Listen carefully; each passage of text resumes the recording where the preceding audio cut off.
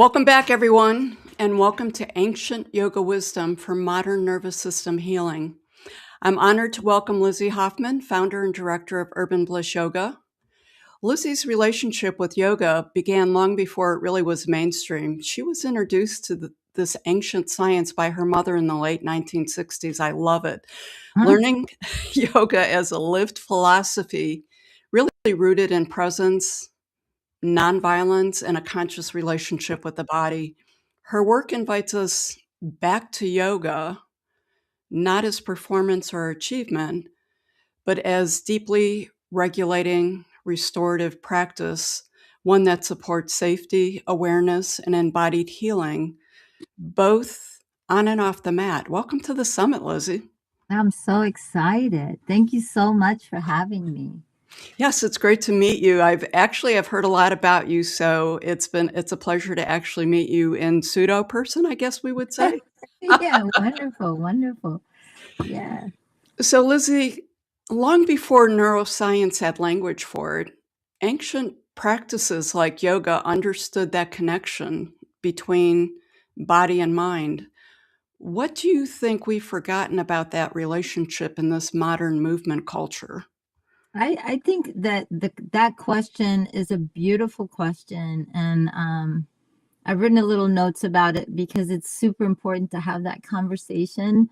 It's a necessary conversation because I think that what the modern movement culture has really forgotten or largely forgotten is the word relationship. It's relationship to the body itself, relationship to your environment, relationship to everything around you. Like our ancient wisdom or the ancient practices, we're not separate. We're whole within this whole grand structure, right? There's nothing that separates us from anything. We are all that one thing. And so in these modern practices, I think that the relationship itself, like the body as an object to optimize and to fix or to burn out or to display, right? It, in in our practices, we look at it as a living, sensing intelligence that's in constant dialogue with the mind, the body, the breath, and your environment. I love that. In your experience, when yoga is approached as a tool for regulation rather than an achievement, what changes in how people experience their bodies both on and off the mat? Well, when we look at yoga as a regulating tool, right, and it's um, the body shifts from being something to work on and something to listen to. That single change alters how people experience themselves in practice and how they move through the world. So, what tends to change on the mat, sensation becomes information, right? It's not a test, it's not a judgment. Instead of asking how deep can I go in this pose or how good do I look in this shape, the question becomes what's happening to me right now. What am I sensing? What am I feeling? And that's part of that relationship that I was talking about, right? Breath leads instead of obeys. Your breath is lead, right? And Yeah. so it's your breath is no longer forced to match a certain shape. Our breath is a feedback loop, right? So the breath starts to, if the breath shortens, then people start to pause, or if the breath is giving them information, we begin to listen. It's there's a balance. Effort and balance are effort and rest are balanced. There's so many things that happen, and I could talk about it so much. I'm so excited to talk about it. But rest stops being something that's earned after effort, Okay. right? Comparison drops away. Achievement relies on usually achievement relies on external things, right? Achievement relies on external reference points. Regulation draws attention inward, and the room fades, the inner landscape becomes a primary place to be, and people feel less watched and more present. Um, so that would be on the mat. But what about off the mat? Off the mat, the body is trusted as a guide. I think that, in yoga, we talk about a lot of things that it's information, like the gunas are information, all these, the doshas are information, all these things that we're super familiar with in yoga are information.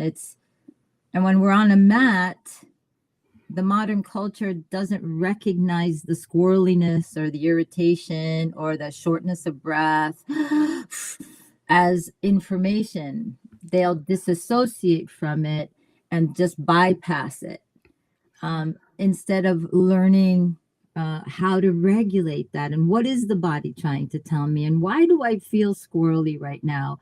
Oh, it reactivity starts to decrease, right? When we understand how we can regulate ourselves. We learn about our own interoceptive qualities that are innate, but because of the culture we live in, we don't listen to our hunger. We don't listen to our thirst. We don't listen to when we want to rest, because all of that is, oh, I'll sleep when I die. How many times have I heard that? I'm like, come on, rest is so necessary, and we are dismissing the signals of the body for this achievement. And where does that lead us? So I think that I've always said to my students and everyone around me is, the body speaks to us through sensation and not through sentences. And so we really need to have, or we're not talking to somebody like, this is what you have to do. It's innate in us. And when we start to listen and have that relationship with the body, that's what yoga is all about. It's like, how do I want to feel? Not how am I supposed to feel? If a client comes to me in a therapy session, that's the first thing I ask is, so what's going on? How do you want to feel today? And they're just like, I don't know, because they don't know. And I could relate to that. Yeah, I'm not being glib about it. It's just because we haven't really anchored ourselves into the felt sense of safety, the felt sense of joy. And these are the things that yoga really wants us to explore, because they're so far apart from us right now. I agree. And I'm actually that person that you just described. So to build on that a little bit, for people who are used to that fitness-based yoga, what feels most different when they experience a trauma-aware yoga for the first time? Again, here's somebody that is super, and there is absolutely nothing wrong with that. We're in a society that is super, I got to see it, I got to feel it, I got to achieve this is where I go, I'm goal oriented, my body has to look this way. So we're living in a story tale, right? We're living in this story tale constantly. We're conditioned to do that. But when somebody, and I love fitness, I work out every day, I do, but I approach it in a little bit different way. It's when somebody comes from a super fitness yoga based practice, and somebody is like me is going to teach them something like a trauma informed practice, they're kind of disoriented, because people are like, okay, why isn't she telling me what to do? how come she's not telling me where I should feel it? Or how come why isn't she telling me it's disorienting to somebody like that, to an individual that is used to being told what to do. And in a trauma lens, or in a yoga therapeutic lens, I'm inviting you to feel something, because I have no idea what you're going to feel in that shape. I could suggest, slowness, maybe going a little slower. That might activate someone's irritability, going slower. holding a pose, that also might set some triggers off for somebody. It's not fast enough for me. Well, why can't we slow down a little bit? Is there a reason why we can't? And all of that, it brings up so much more of, I want to do more. I want to hit it harder. I want that no pain, no gain idea. And so it's kind of like, not only is it disorienting, but it's a conflict with a belief system. Okay. And it's surprisingly uncomfortable for some people, you know? I could see that actually. I would think that it's probably uncomfortable for more people than one might expect. So, to continue on that, when you're working with the students and you're helping them redefine success, more is feeling safe, or more is being present, more connected. Your thoughts on why this approach matters, not just for the students, but for the teachers as well. This has to be a massive shift for many of the teachers out there, I would think. Absolutely. I think that I'm a firm believer in healing presence. And so when we come into the therapeutic mindset, or if I can't feel safe and regulated as a facilitator, you're not going to feel regulated and safe as a student or someone, or as a client. It's dysregulating it could be dysregulating for a teacher that has learned how to give super dogmatic directives, as in, and I grew up like that. I was, my teachers were super dogmatic with us. It was like, you have to put this right foot forward, and this is how it is, and your leg goes over your head. But what happens if your body can't do that? That's also dysregulating. That's a bit of shame, right? We start to think my worth was attached to that shape, and I can't do it because I can't get into what they want me to do. And teachers are taught like that all the time. I get it. Granted, in a vinyasa class, we're talking about alignment. We want somebody to be in a shape so that their body is safe. Their bones are stacked on top of each other. They're not feeling wonky. Everything is feeling good in the body. But that teacher might want to start to offer some more directives, such as, if it feels comfortable for you, maybe bring your left hip a little bit further forward. If it feels comfortable for you, how does it feel? How would your hips feel to be comfortable and at ease right now in this shape? Or how can we make our shoulders a little bit more at ease, instead of demanding something from someone? That could be very triggering for someone who has traumatic responses. So it's just the delivery, how can we talk to teachers nowadays about changing, or maybe not even changing, but adding something else to their delivery. All trauma-based practices are going to give you choice. And because all trauma begins from lack of choice, because that person didn't have the choice to either defend themselves or to speak up, or whatever that situation was. And so when we're facilitating something to someone, we really want to be present in the idea of, I need to give this person agency, because that's where the safety begins, right? That felt sense of safety. Yeah, that makes sense to me. Before we shift into some breath work, could you just briefly touch on sequencing, what it is, and the importance of it? Sure, sequencing is super. Now, I love sequencing. Sequencing is super important. It doesn't matter if you're doing a super vigorous vinyasa class, or a restorative practice, or a yin practice, or even if you're just seeing someone one-on-one and you're doing a couple of poses. Titration is super important.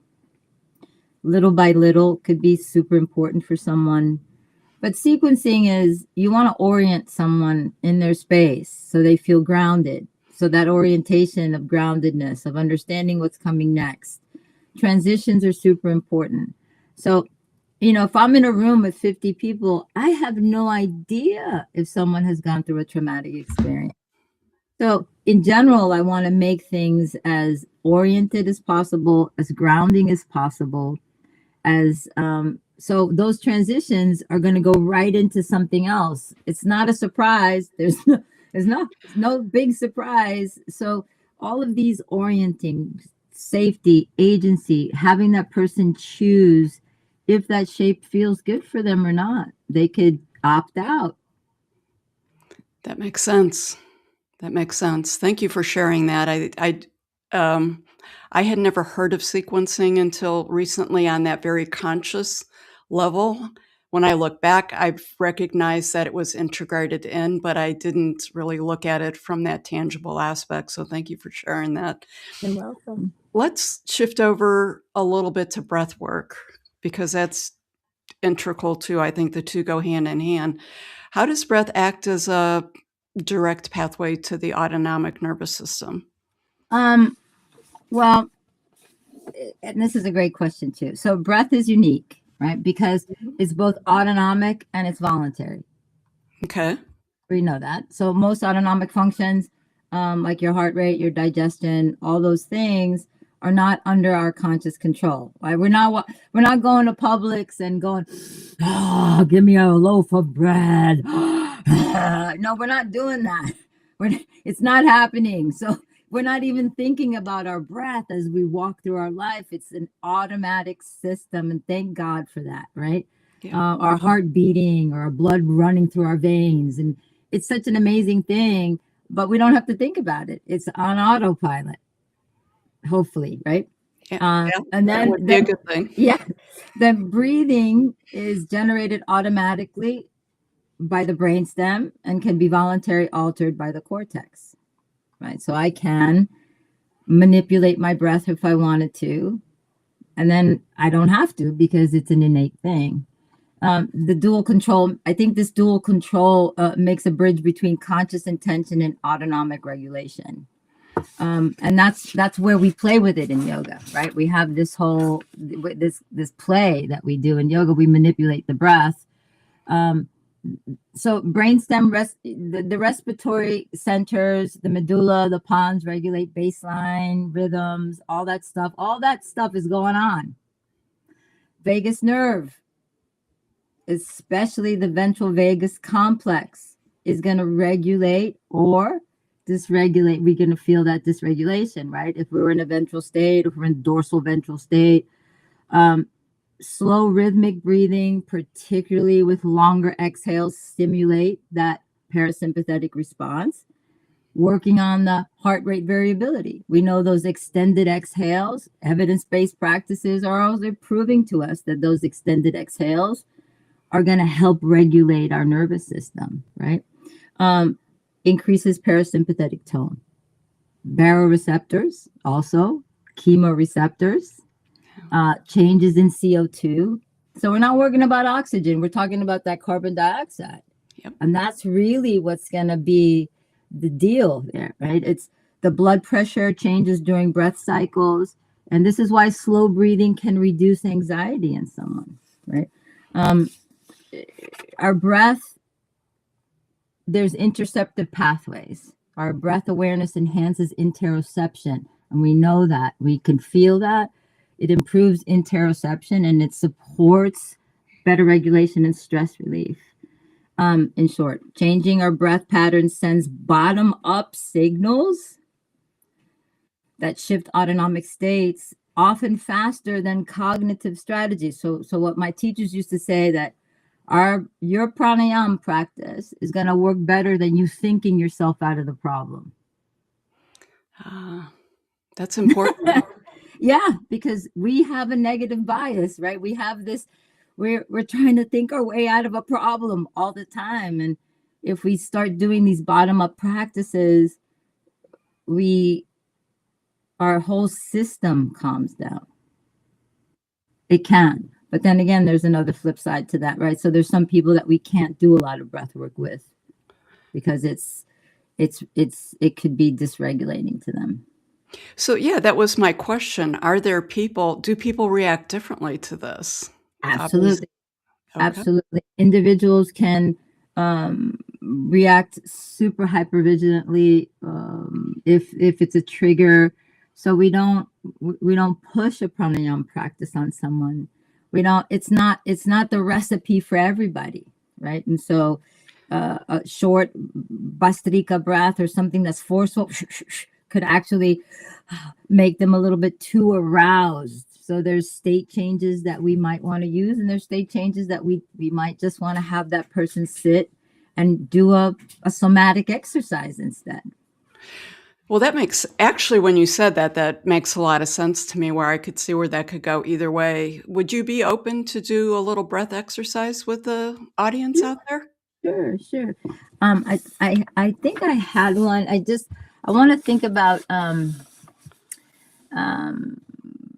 so remember, the breath practice is optional. So I always would say to somebody, if that's Willow. Hey, Willow. Sorry.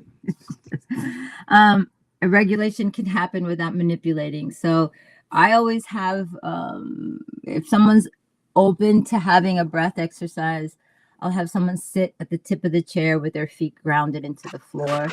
I don't like, and this is not only a personal preference, but I won't hold someone's breath. I have no idea what would happen unless you're safe and regulated.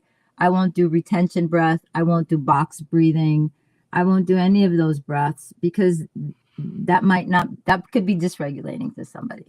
Okay. And I would have someone sit at the tip of the chair and place their feet firmly on the ground, maybe palms on their thighs, and just start to notice the inhales and the exhales without trying to change it at all.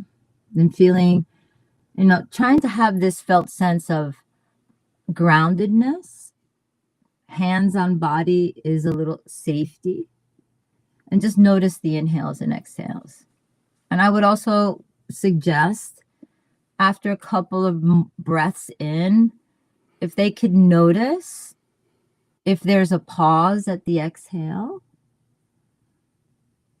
and what happens in that pause, but just continue breath. So it's an observation of breath, the witnessing of your breath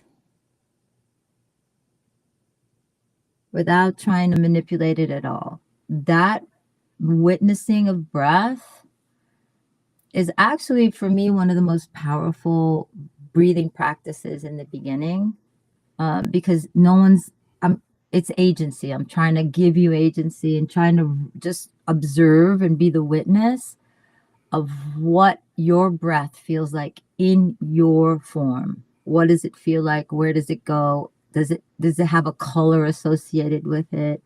Does it have a texture? Does it stop anywhere? And how does it make you feel? And then I would continue that for a couple of minutes. Okay.